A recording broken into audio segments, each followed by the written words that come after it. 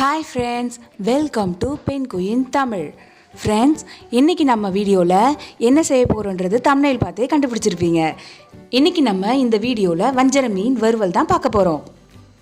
இந்த வறுவல் செய்கிறதுக்கு ரொம்ப கம்மியான எண்ணெய் தான் தேவைப்படும். மொறுன்னு எப்படி செய்யலான்னு பார்க்கலாம். வாங்க வீடியோக்குள்ளே போகலாம். இந்த ஃபிஷ் ஃப்ரை செய்கிறதுக்கு 1/2 கிலோ வஞ்சரம் மீன் க்ளீன் பண்ணி எடுத்திருக்கேன். வாங்க இதுக்கு தேவையான மசாலா என்னென்னு பார்க்கலாம். மஞ்சள் தூள் 1/2 டீஸ்பூன், தனி மிளகாய்த்தூள் 1/2 டீஸ்பூன், குழம்பு மிளகாய்த்தூள் 1.5 டீஸ்பூன் எடுத்திருக்கேன். உங்களுக்கு எவ்வளவு காரம் தேவையோ அவ்வளோ சேர்த்துக்கோங்க. சீரகத்தூள் 1/2 டீஸ்பூன், சோம்புத்தூள் 1/2 டீஸ்பூன், மிளகுத்தூள் 1/2 டீஸ்பூன், கார்ன்ஃப்ளவர் மாவு 2 டேபிள் ஸ்பூன் எடுத்திருக்கேன். தேவையான அளவு உப்பு சேர்த்துக்கோங்க. 1/2 டீஸ்பூன் எண்ணெய் சேர்க்குறேன். ஒரு லெமனை இந்த மாதிரி ஸ்க்விஸ் பண்ணி எடுத்துக்கோங்க. தேவையான அளவு தண்ணி சேர்த்து ஒரு திக் பேஸ்ட் கன்சிஸ்டன்சி வர வரைக்கும் கலந்து எடுத்துக்கோங்க. உங்கள் கிட்ட கார்ன்ஃப்ளவர் மாவு இல்லைன்னா அரிசி மாவு கூட சேர்த்துக்கலாம். ஒவ்வொரு மீன் துண்டுகளையும் இந்த பேஸ்ட்டில் பெரட்டி எடுத்துக்கலாம். இதே மாதிரி எல்லா துண்டுகளையும் மசாலா தடவி ஒரு கண்டெய்னரில் எடுத்து வச்சுருக்கேன். இதை நான் இன்றைக்கி 1 மணி நேரம் ஊற வைக்க போகிறேன். உங்களுக்கு டைம் இருந்தால் 2 மணி நேரம் ஊற வச்சுக்கோங்க. ஒவ்வொரு துண்டுலையும் நல்ல மசாலா கோட் ஆகிற மாதிரி பெரட்டி எடுத்துக்கோங்க. இப்போ எல்லா மீனுக்கும் மசாலா தடவி எடுத்தாச்சு. இதுக்கப்புறம் ஒரு மூடி போட்டு ஃப்ரிட்ஜில் 1 hour வைக்கலாம். இப்போ 1 hour ஆயிடுச்சு. இப்போ நம்ம ஃபிஷ்ஷில் எல்லா மசாலாவும் நல்லா கோட் ஆகிருக்கு.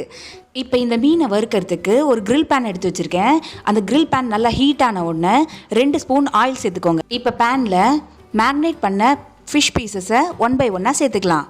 வஞ்சரம் மட்டும் இல்லாமல் நீங்கள் எந்த மீன் வறுவல் செஞ்சாலும் மீனோட ஒரு பக்கம் நல்லா சிவந்து வந்த பிறகு தான் இன்னொரு பக்கம் திருப்பி போடணும்.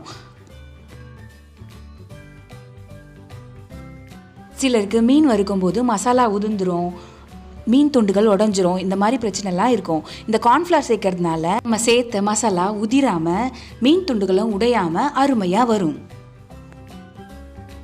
மீன் துண்டுகள் எல்லாமே நல்லா 2 பக்கமும் செவந்து வெந்து வந்திருக்கு. இப்போ இந்த பீசஸ் எல்லாமே எடுத்து வச்சிடலாம். இப்போ மீதி இருக்கிற எல்லா மீனையும் சேர்த்து வறுத்து எடுத்துக்கலாம். சரி, நான்ஸ்டிக் பேனில் மீன் வறுக்கிறதுனால அதிகமான எண்ணெயும் தேவைப்படாது. குறைவான எண்ணெயிலேயே எல்லா மீனையும் வறுக்கலாம். இப்போ இந்த மீன் ஒரு பக்கம் நல்லா செவந்து வந்திருக்கு. இன்னொரு பக்கம் திருப்பி போட்டுக்கிறேன். திருப்பி போட்ட பிறகு கொஞ்சமாக எண்ணெய் சேர்த்துக்கிறேன். ஒரு சில மீன் துண்டுகள் இந்த மாதிரி தடிமனாக இருக்கும். அதை கரண்டியால் நல்லா அழுத்தி விட்டு வேக வைங்க. அப்போ தான் உள்ளேயும் நல்லா வெந்து வரும். ஃப்ரெண்ட்ஸ், நீங்கள் இன்னும் நம்ம சேனலுக்கு சப்ஸ்கிரைப் பண்ணலைன்னா கீழே இருக்க ரெட் கலர் சப்ஸ்கிரைப் பட்டனை ப்ரெஸ் பண்ணி சப்ஸ்கிரைப் பண்ணிக்கோங்க. அப்படியே மறக்காமல் பக்கத்தில் இருக்க பெல் சிம்பிளையும் ப்ரெஸ் பண்ணிக்கோங்க. நம்ம சேனலில் எப்போ வீடியோ போட்டாலும் உங்களுக்கு நோட்டிஃபிகேஷனில் வரும். இப்போ இந்த மீன் 2 பக்கமும் நல்லா செவந்து வெந்து வந்திருக்கு. இப்போ நம்ம வேறு பிளேட்டுக்கு மாற்றிக்கலாம்.